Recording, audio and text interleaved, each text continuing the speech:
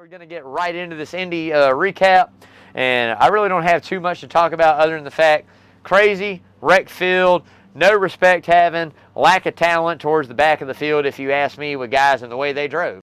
What's going on, y'all? I'm Brandon Atlanta Man Bang, coming to you live right here at Coach's Corner, the center of the universe, Thunderbolt, Georgia. Another episode of Rubbin and Grubbin. Rubbin is racing, Grubbin is tasting. I know y'all probably see this a little bit different look tonight. We're in here in one of the prime real estate camper spots back at Coach's. If you've been up here, you know exactly what I'm talking about. But thank you guys for tuning in tonight. So if you're new to tuning into the show, the way we like to start it out is what we call the word of the day. So a little game, what you do, the way you play along is every time I say this word tonight during the show, you're going to take a sip of your favorite adult beverage. I always say it's age appropriate as well.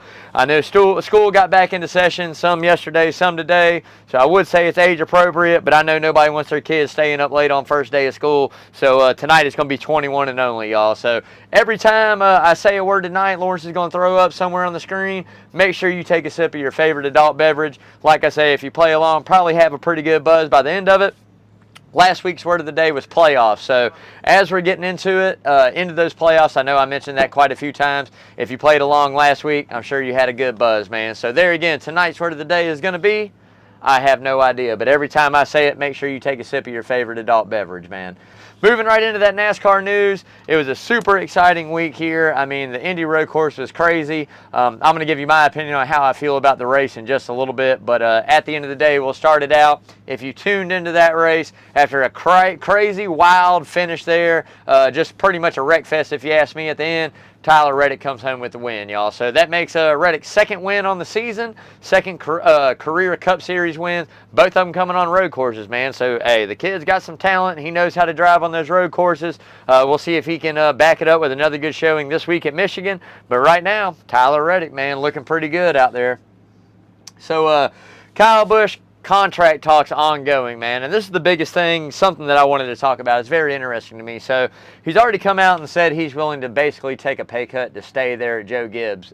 With that being said, a couple weeks ago I said I think it came down to him wanting more money. That's clearly off the table. I think it's more or less about sponsorship full-time and finding the sponsors that fit in line with Kyle Busch. Now, I think it's also a waiting game in the simple sense of the fact there are a lot of guys up this year for contract renewal or extensions, right? We've seen a couple get handled. We know William Byron's, we know, Alex Bowman's, we know Chase Elliott's. We know a lot of these guys. I think Logano's very close to getting his extension and deal done, Martin Truex, et cetera, et cetera. But there's still a lot of rides opened up out there. So I'm weighing in and looking at it as what Kyle Busch has to gain or has to lose, right? I mean, I don't think anybody, a true Kyle Busch fan, wants to see him leave JGR. Just the amount of wins and 2 championships being there. He's got 60 career wins and 50 plus of them came at Gibbs. So I think that is basically the president of the staple. I mean, that is the guy that holds down JGR, really, in my eyes. I mean, you got Denny Hamlin and Truex and their right owns. I mean, Denny Hamlin's been a career driver, has never left, started and probably going to finish majority of that career at Joe Gibbs. I won't say it all because I still think he's going to the 23-11 at some time. But at the end of the day, I don't think anybody wants to see Kyle go. But with that being said, man, there's still a lot of big names and opportunities out there to go on to a good race team. I mean, we know Eric Almirola is gone probably out of the 10 car this year. So there's a Stewart Haas ride that's open up. Depending on what happens with some of these other contract obligations, could be a good little one-year fit for him before we go on to something else, move into a new team. I've said it here, wouldn't it be crazy to think about if he went back to Hendrick? I don't see that happening. That bridge, I think, got burned years ago. But at the end of the day, he's a huge talent. So we'll just have to see where he ends up and what happens. But that's going to be the biggest news of the silly season. Until that contract's locked up, I think a lot of dominoes are yet to fall. I think once contract comes out with Kyle Busch or other things happen, those contracts start falling first, he's going to kind of have some pressure put on him to figure out where he goes. But until then, hey, open arms, man. Who knows? He could end up anywhere next year. It's something to keep an eye on for sure. So, getting right into that, Austin Hill, man, making his Cup Series debut. If you notice, Richard Childress Racing kind of teased it with a little image, like a silhouette of somebody going, hey, 8/22/22, an announcement coming for the Cup Series. We thought it was going to be who would fill in for Tyler Reddick when he left. He's got plenty of time to figure that out. I think the big announcement was pretty much Austin Hill making his Cup Series debut in that 33 car. So there again, the Georgia native won earlier in Atlanta in that 21 Richard Childress owned Xfinity car. NASCAR. I think he's a good young talent. I think the more experience you can get these guys in Cup Series, if you plan on moving them up or if they want an opportunity to move up, the more experience now, the better it's going to be when they do fill in. This is year one with the next gen. I think everybody's still learning. I don't think we truly, engineer-wise, have the car figured out. We've seen some teams figure it out better than others, but then we've also seen those same teams struggle week in and week out for a few weeks as well. So just something to be keeping an eye on. But hey, big move for Austin Hill, man. I hope him the best of luck out there. He is a Georgia boy, man. Go out there and run that car. I think the main goal for him is just going to be to complete every lap at Michigan. If he completes every lap, doesn't wreck out, doesn't get spun out, doesn't spin out, doesn't get caught up, pit road mistakes, caught in somebody else's stuff, I think it's a good day, a good learning curve for Austin, man. So good luck out there, brother. Do want to give a big shout out here to social media, man. If you haven't yet, please go out, like, share, follow all the social media we have set up here for Rubbin and Grubbin. You can find us on Instagram, Facebook. Definitely make sure you check out that Twitter account. Pretty cool. Got to give a big shout out there to SRX as well, the Hub, Racing Hub. They gave us a shout out and a good mention for us talking about them on the show, which was awesome. So, you know, got to always support that. And I can't wait for that series to come back next year. I think it's a really neat deal that Tony Stewart has set up. I think it's a great platform to grow from. I think the style of racing and the cars that they have is awesome. And I also love that it supports a lot of local dirt tracks, man. So, I mean, what the hell? Let's go out there and support it. And the more the merrier, man. I mean, hey, Chase Elliott's doing it pretty good, and you're getting some big name drivers from all walks of motor racing, you know, motorsport racing out there. So the more the merrier, man. But big shout out there to SRX as well. But definitely make sure you guys go out, like, share, follow all that social media. Make sure you check out that YouTube channel. I mean, that is our bread and butter right there. Lawrence does a great job whenever I get done adding some tidbits in. He does some little shorts as well throughout the week and weekend. So make sure you guys, if you haven't yet, go out there, like, subscribe, share that. The more eyes we get on the show, hopefully the more money that we raise for these charitable causes we do here at Coach's Corner, and none of that's possible without y'all as well. So make sure you go out, like, share, follow all that social media, y'all. Getting right back into the news, man. Big article that came out, pretty neat read. Chicago mayor comes out and cleans up pretty much the kind of back and forth of what it is NASCAR is bringing compared to other events held there in that Chicago area, Grant Park area. Basically, it comes down between Lollapalooza and NASCAR. So NASCAR is basically giving up $500,000 up front. They're giving up 15% of concession, merchandise, parking, pretty much anything that they make on the weekend there. And they're also giving out $2 per ticket sold for that race. So we'll have to see what it all equals out to and where it comes down to of what Chicago is actually bringing in as a city. But at the end of the day, I think for an event, first time being held there, we're going to get a feel of how much and how bad Chicago really wants this to happen.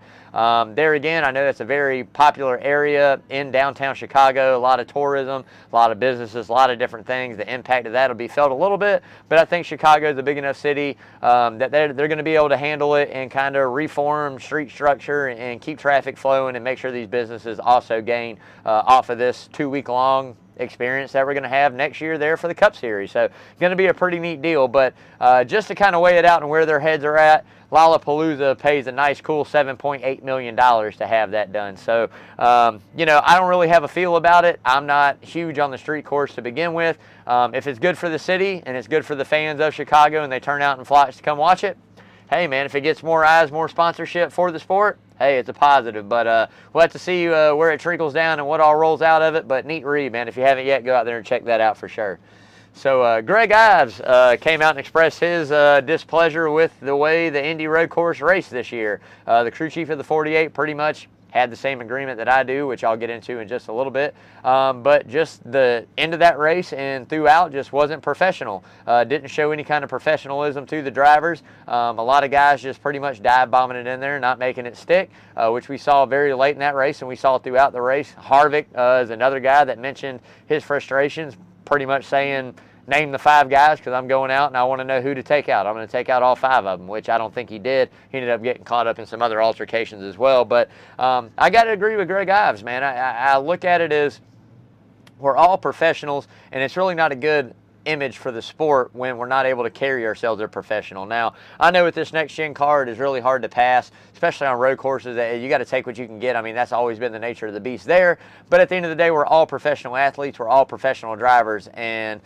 I can tell you the last few laps of that race to me and throughout some of the parts of it was just a high-dollar demolition derby. I mean, when you saw guys dive into that first turn late in that race. I mean, they were 5-6. They like to say 8 wide. I don't think they were quite that wide, but 5-6 wide. And Joey Logano's one of them. He knew better. He knew he wasn't going to make that stick. He comes in, door bang, slides up, hits everybody. People get pushed into other people. Blaney was upset. I mean, it's just bad professionalism and a bad black eye on the sport. It's probably one of the biggest black eyes I've seen in quite some time on the sport. So hopefully NASCAR takes a look at it. They start penalizing these drivers that are definitely going to do that, as they do in open wheel. You guys know if you touch an open wheel, it's a penalty, man. So at the end of the day, I think on road courses, there's some things, if we're going to go road course racing professionally in NASCAR and make it a good event and a good show, we've got to really narrow it down and set a different guideline of rules, in my eyes, or just narrow it down to 2 a year, like I've been saying for the last 2 years.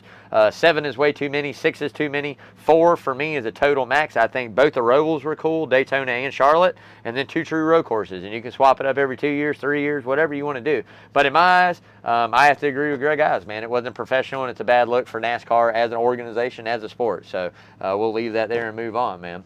Kurt Busch, still not cleared to come back and compete in the Cup Series. This is going to be the 3rd week in a row that he has missed out with concussion-like symptoms. So I know we speak volumes of safety in NASCAR, and I'm sure NASCAR's already on it. The lick he took at Pocono, pretty good little lick. But you would think in this day and age with the Hans device and different things that we have inside the car, concussion-like symptoms and banging your brain in your head should be something that we're already past. So hopefully they're looking at that. Hopefully they're looking at what went wrong, if it was the angle, if whatever it may be. Hopefully they're looking at it. I hope Kurt Busch, a speedy recovery. We know he was in that center, JGR Center last year, or 2311, watching that race, with the headphones and watching on the computer and being able to communicate a little bit. But yet again, Ty Gibbs is going to be the guy filling in. So again, another young up-and-coming driver. We know his grandfather has expressed he wants to wait 1 more year before he comes up into the Cup Series full-time. So racing Xfinity this year and next, and then hopefully 2024 move up into the Cup Series. I don't know how realistic that is with as much seat time as he is getting. Denny came out on, I think it was Door Bumper Clear, and talked about how he's been mentoring Ty Gibbs. So I think it's a good guy to learn from.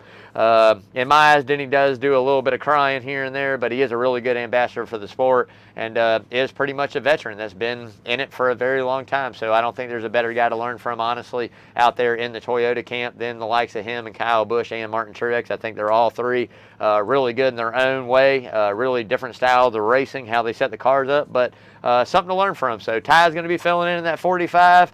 Hey, it's Michigan, man. We'll see if he can go out there and string it out with some Toyota horsepower and come home with the top 10. I mean, that's something that I think people are doubting him to do. But I tell you what, at a track like Michigan, when it comes down to pretty much holding it wide open, we're going to see what these next-gen cars do. But fastest track in NASCAR, I think Gibbs got a really good shot, man. Could be a sleeper for a top 3, maybe a top 5, man. I don't know. We'll have to wait and see what I got in the money bet. But, yeah, Ty Gibbs going to be filling in once again this week, y'all.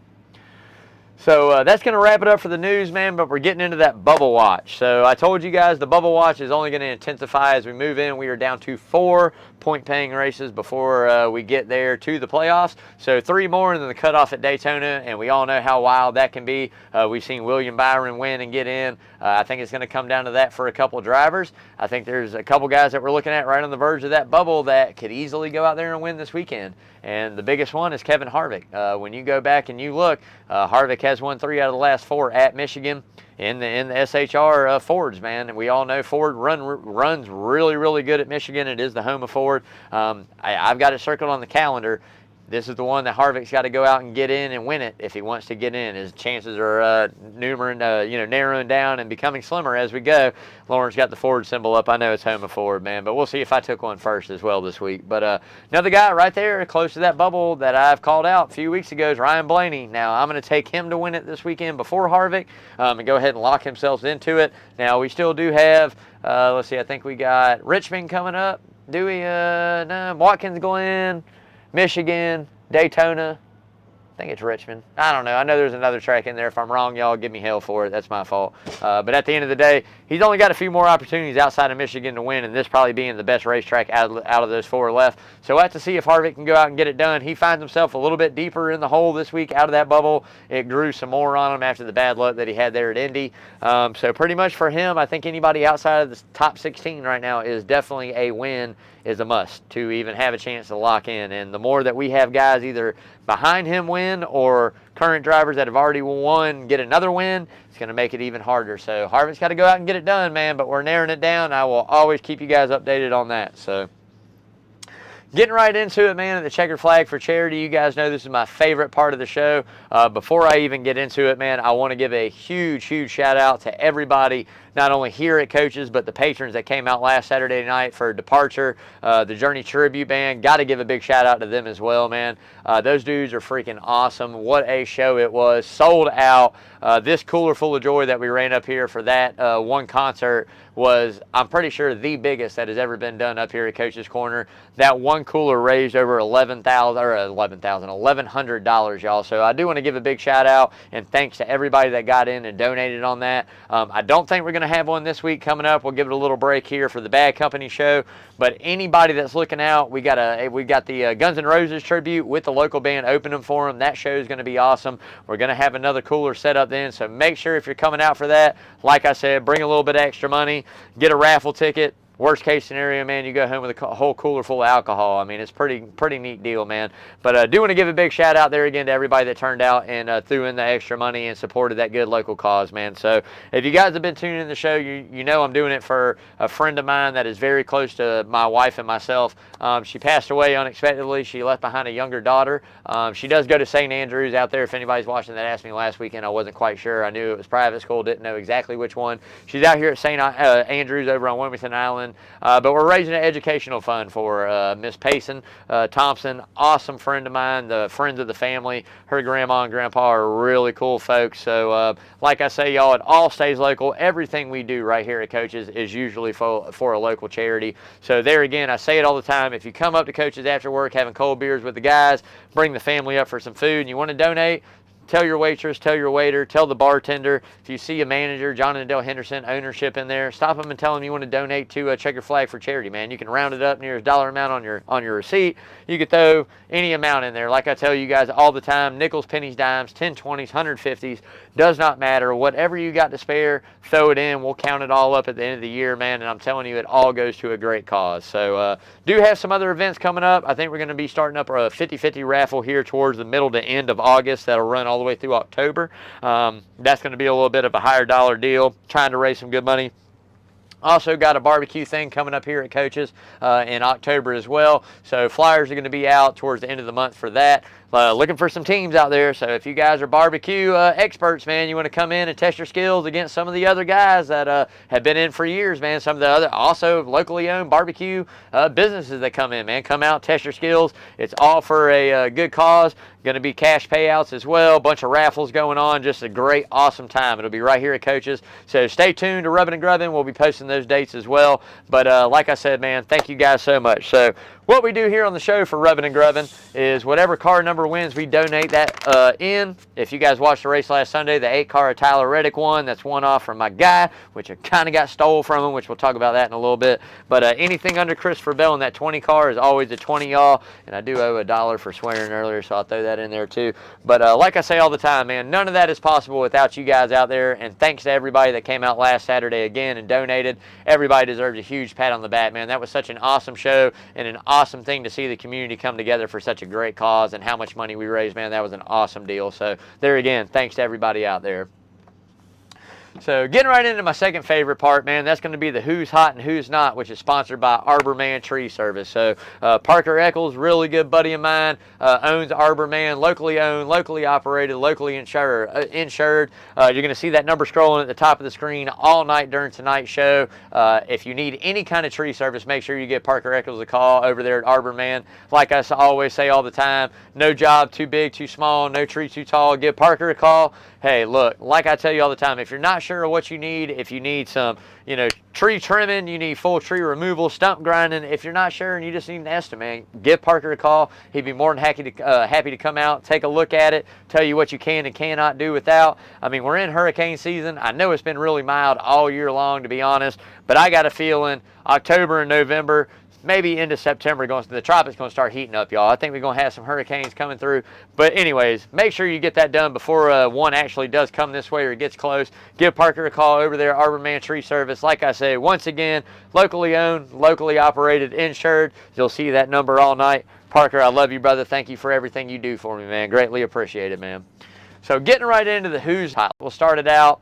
I mean, come on, man. If you guys know, even though we got wiped out there on the last or second to last little restart there, man, come on. Chase Elliott had that thing wrapped up. He was tracking him down. Tyler Reddick wasn't going to be able to hold him back. So Chase, the Bulldog Elliott, is going to keep the crown on his head for this week on the number one on Who's Hot list, man. I mean, look at it, dude.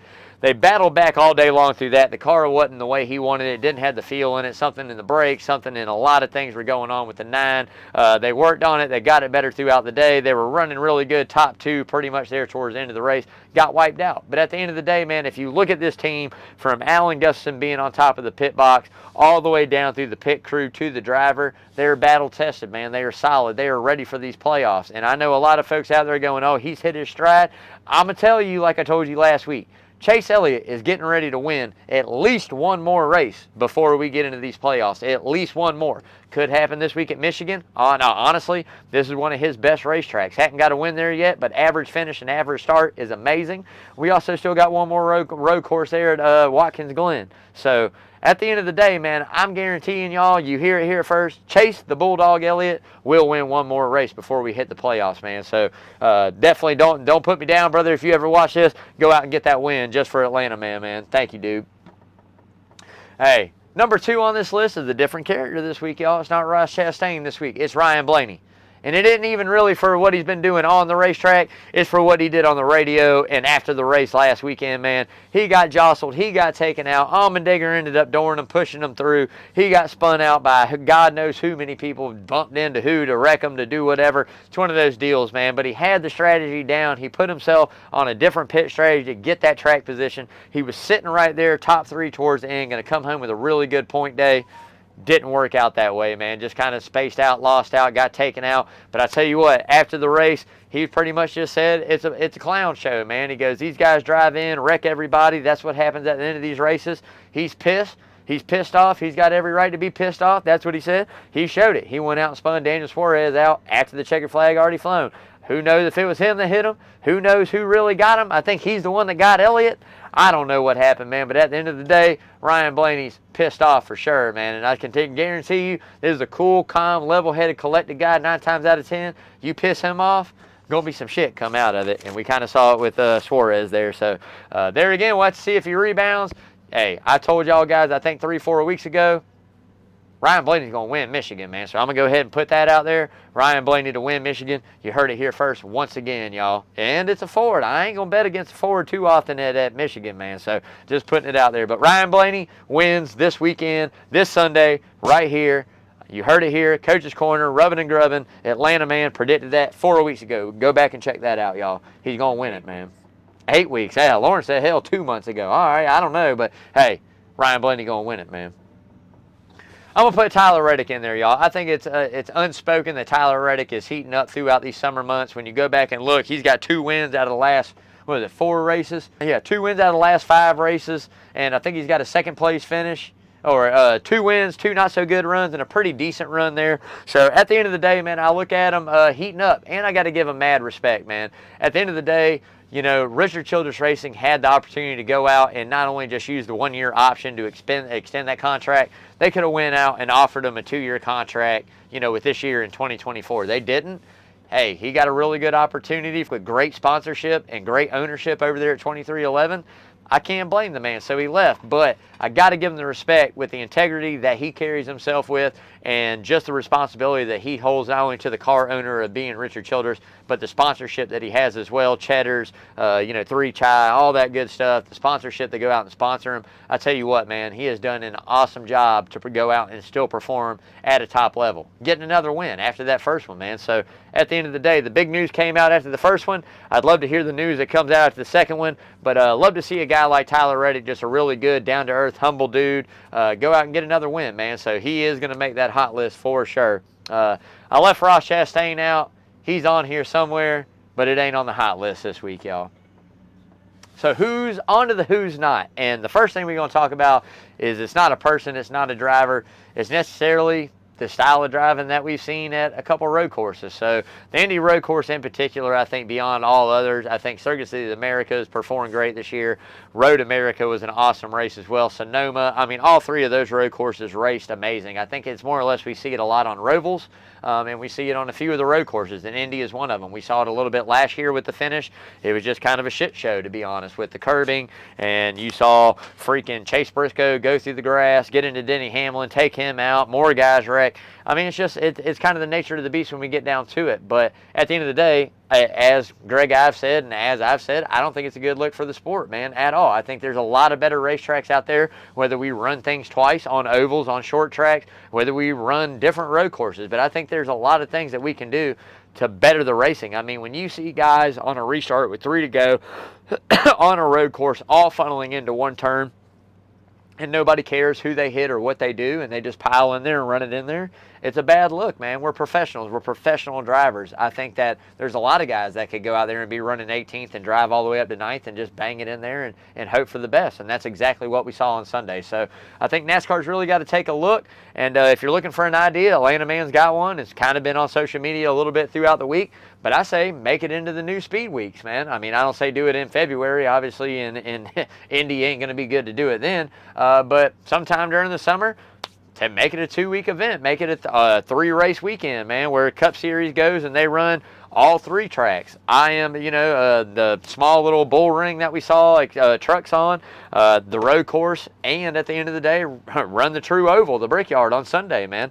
Do all 3, shorten them up, a little, 100-lap shootout on the small one, whatever it may be, 50 laps on the road course, and turn around and run the full 400 miles at the Brickyard. I think that'd be great for the fans. I think the area and the venues are big enough to hold that. I think you would attract more over, say, a 10-day. You can run Xfinity, and you can run, Truck Series race earlier in the week, say starting on Wednesday, Thursday, leading up to Friday, Saturday, Sunday.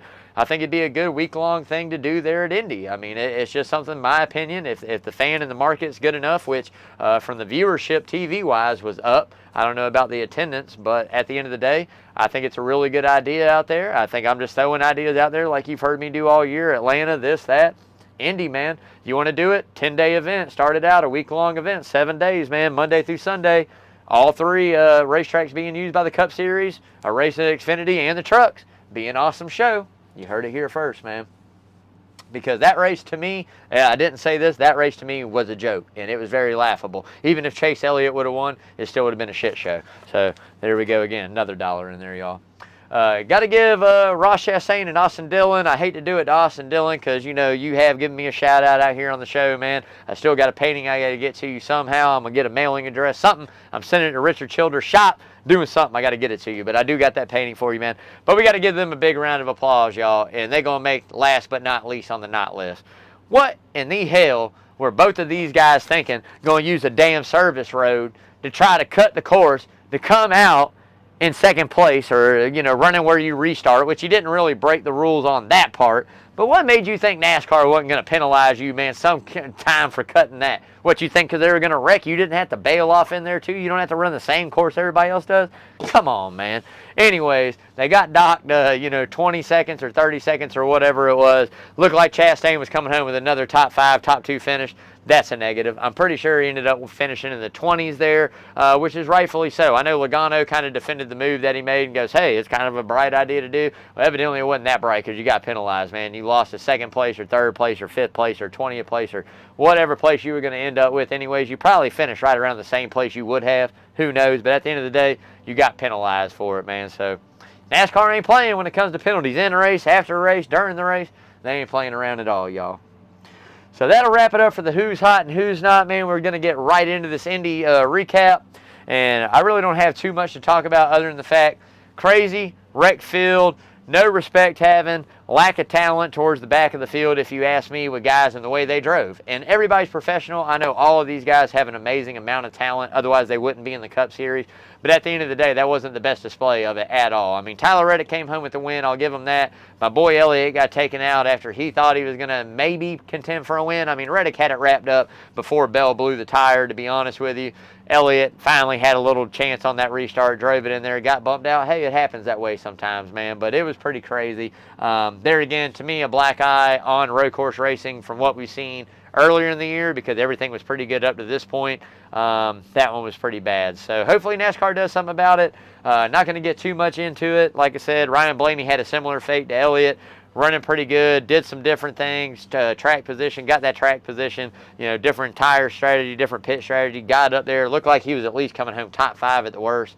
Dutton got wrecked out, frustrated, and very frustrated. But there again, strong place for him to come back and rebound. He won it there last year.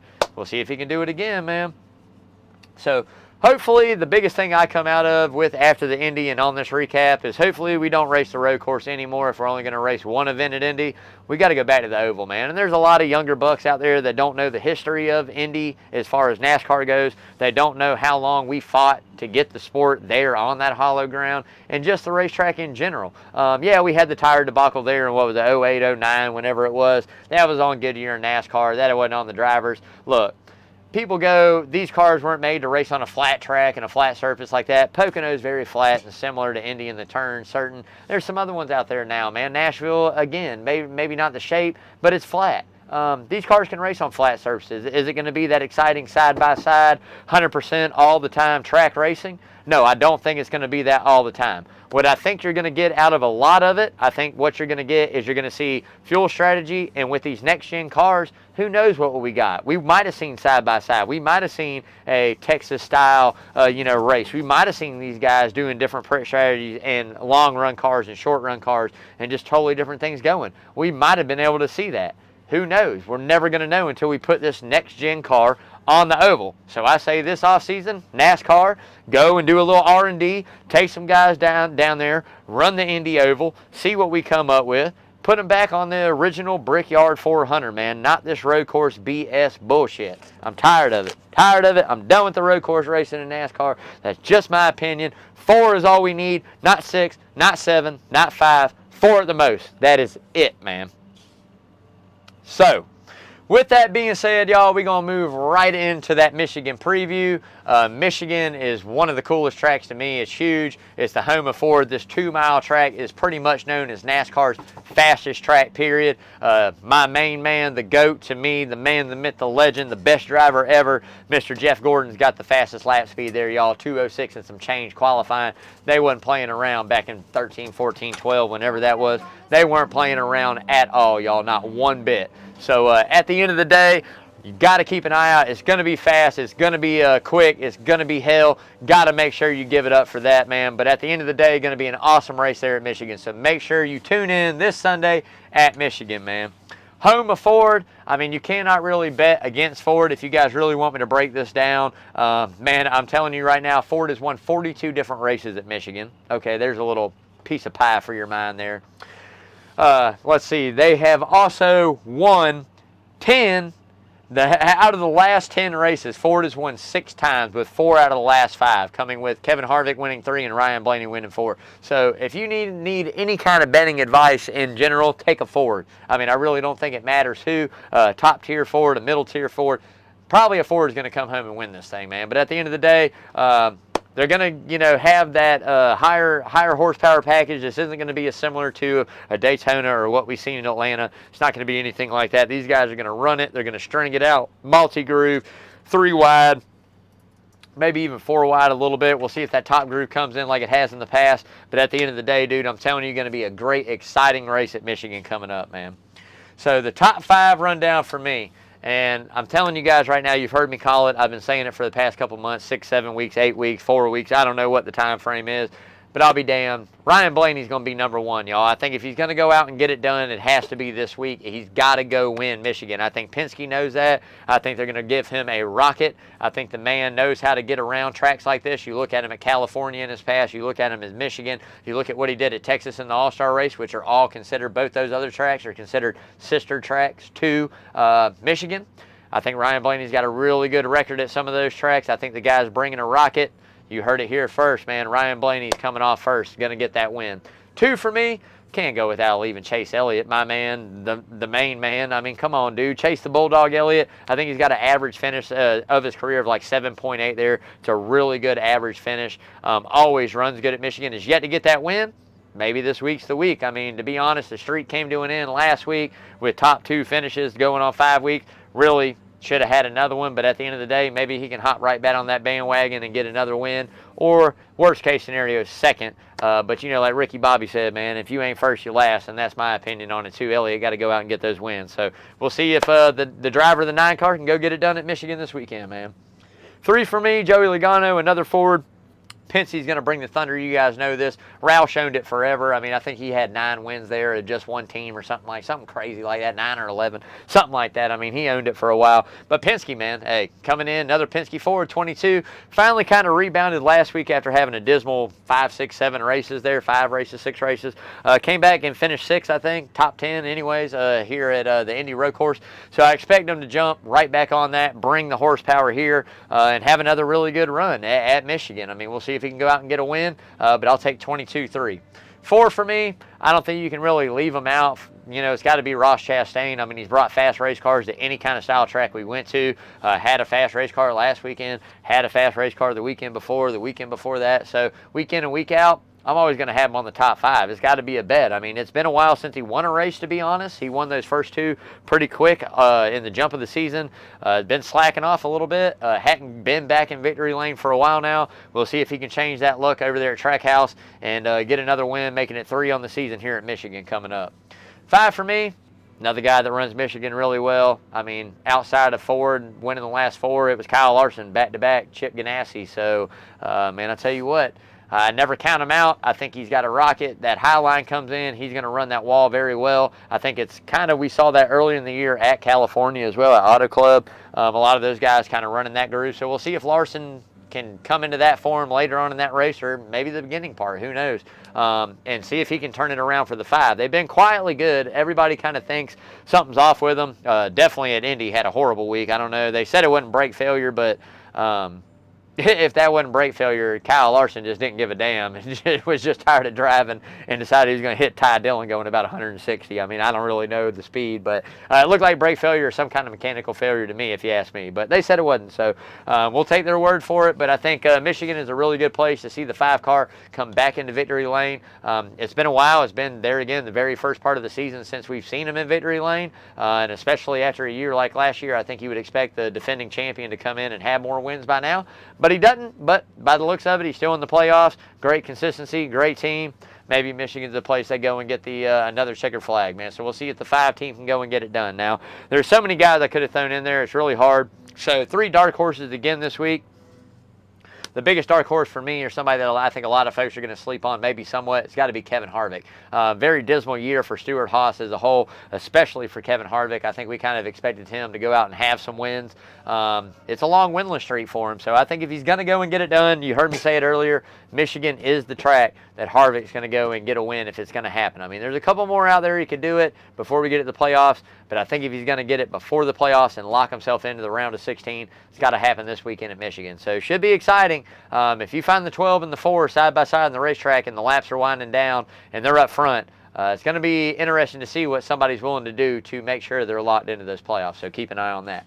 So another dark horse for me, I think you really got to look at it, and that's Brad Keselowski, man. It's a Ford. I know that Roush Fenway, Keselowski hasn't exactly been on the top tier of the Fords. We've seen Chris Buescher have some good runs. We've seen Keselowski have some speed at times. I think this weekend might be a turnaround where, hey, if I'm in that camp, the 6 and the 17, they've got to have this one circled. Going back to Michigan, there again, home of Ford. what a better guy that was forward forever than Jack Roush. I mean, God, he was forward for so many years, still forward. So there again, I think that we got to kind of take a look at it and circle that for Keselowski. I mean, if he qualifies good and they bring the speed, I would definitely be looking at putting him in a top 3 or top 5 if you bet on something that has top 5s. If you're looking at a really long shot for a win, you could do it. Not my personal advice, but hey, I've been wrong before. I mean, if he pulls it out, that's a huge hit. But at the end of the day, look for Brad Keselowski somewhere in my lineup when we get there. Last but not least on this dark horse, got to be Tyler Reddick.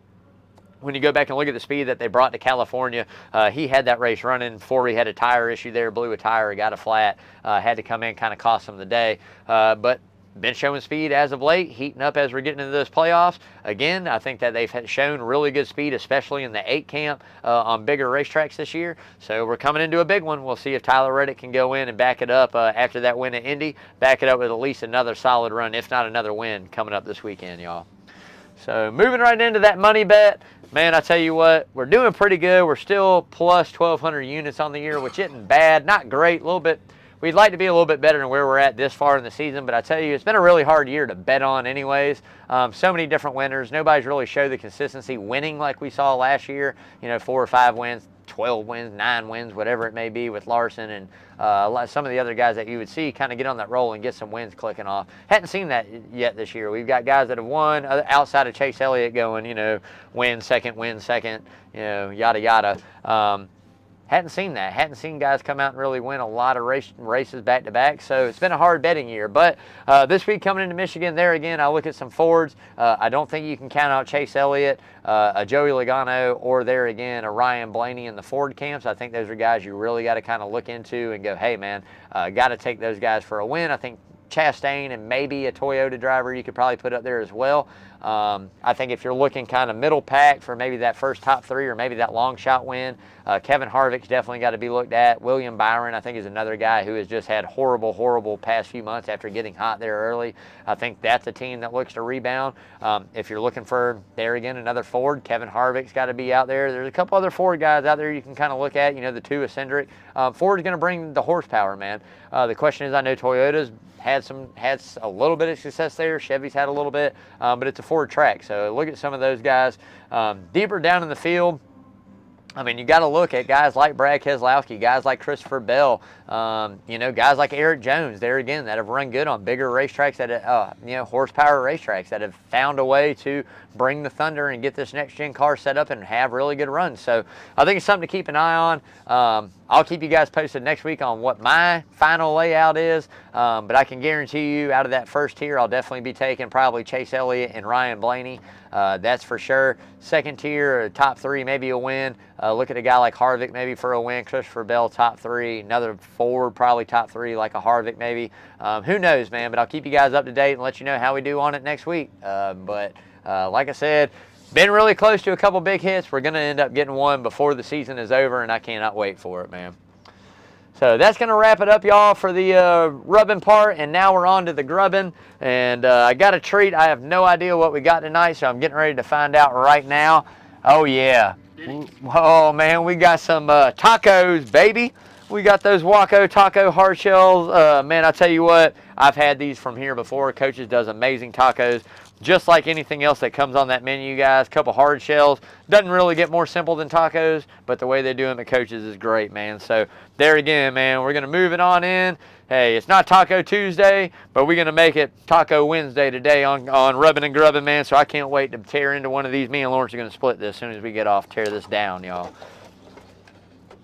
So do got to give a big shout out there, as always, to Green White Checker, PJ Zuko, the man, the myth, the legend. Hey, man, 104.3 ESPN Coastal, Green White Checker coming to you every Sunday, 9 to 9:30.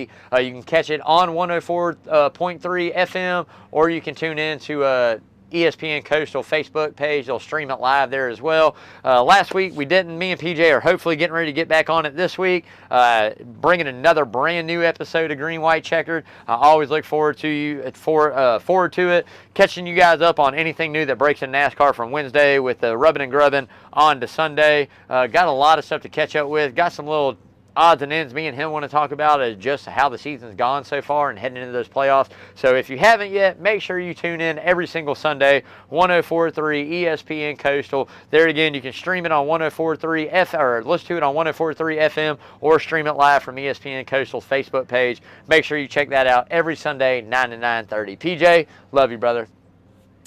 Got to give a big shout out there as well to all the Coach's Corner Sports Network shows that we got going. Who's on First Base drops every Tuesday night. Coach Carl DeMasi and Kyle Lawson keeping you up to date on all the big news of Major League Baseball. They just dropped that new episode last night, so make sure you go out and stream that and listen to that, find that, and follow that, man. It is an awesome show. If I'm going to trust anybody baseball-wise, it's got to be the coach. Coach Carl DeMasi also doing that Coach Carl DeMasi Sports Report every single Saturday live right here at Coach's Corner, 9 till, keeping you up to date on all live high school sports, man, local high school sports, baseball, football, basketball, volleyball, lacrosse, soccer, swimming, golf. I think Coach covers it all, to be honest with you, man. He's got it down packed. So, been a staple of the community for years. He knows his ish. Make sure you tune in there again every Tuesday for Who's on First Base for that Major League Baseball. Every Saturday live right here at Coach's Corner. Coach Carl DeMasi Sports Report, all local sports, man. Awesome deal, brother. Love you, Coach. Thank you for your support and coming out Saturday as well. Hope the wife and all the ladies had a great time, man. Thank y'all very much for the support. Thank you, Coach. So also got to give a big shout out there to the 19th hole. If you hadn't seen this year's episode of that Master Show, go and watch that on Facebook, on YouTube, y'all. One of the craziest things I've ever seen in my life. I don't know how these guys ain't been kicked off of social media yet at all for that show, but they're awesome. They do their thing. Sean and Brent Herb are two awesome dudes. Sean, thank you, brother. Love you as well. Brent, I saw you in passing last week. Come up. Let's get a cold beer, y'all. Hey, got to give it up as well to Hot Grits, Travis and Spencer, doing an awesome job on Hot Grits podcast, man. You can stream that anywhere you stream your podcast.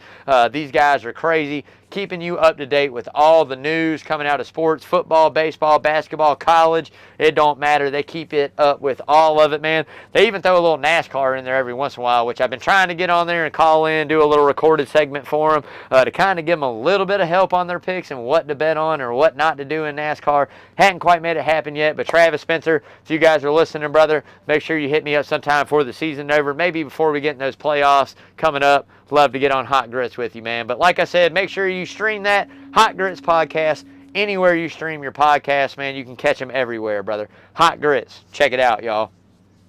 So, want to give a big shout out to everybody out there, man. Thank you guys so much for tuning in to Rubbin and Grubbin. I love the support, man. Got to give another big shout out to all the patrons of Coach's Corner for last weekend. Hoping we can keep the good vibes rolling, man, and just start doing these coolers, you know, every couple of weeks and raising a good amount of money for whatever charitable causes we're doing. John always has some stuff in the works. We know, hopefully, fingers crossed, chopping on into those playoffs, get that TP set up. We're going to have that going. We're going to have the checkered flag for charity going. Who knows, whatever else comes up and wants coaches to open their doors for a charity. John and Adele very rarely ever say no to anybody, man. So there again, got to give a big shout out to all of them. I hope everybody's having a great Wednesday night. I hope everybody's safe out there. I hope all the kids out there, everybody's kids had a great first day back at school. Hopefully they rock out this first week. Hey, man, we got to get those summertime jitters shaken off. Parents, be patient. Might take a week or so. But at the end of the day, man, I hope everybody's doing good, enjoying at least the last little bit of summer we got. Hey, as I say all the time, hug your loved ones out there and make sure you give them a kiss. Tomorrow's not given. Make sure everybody enjoys themselves. Be safe. Hey, man, as always, love y'all. Stay safe. And until next time, y'all, bam, here it is. Wash your hands. Boom. Love y'all, man. Have a great Wednesday.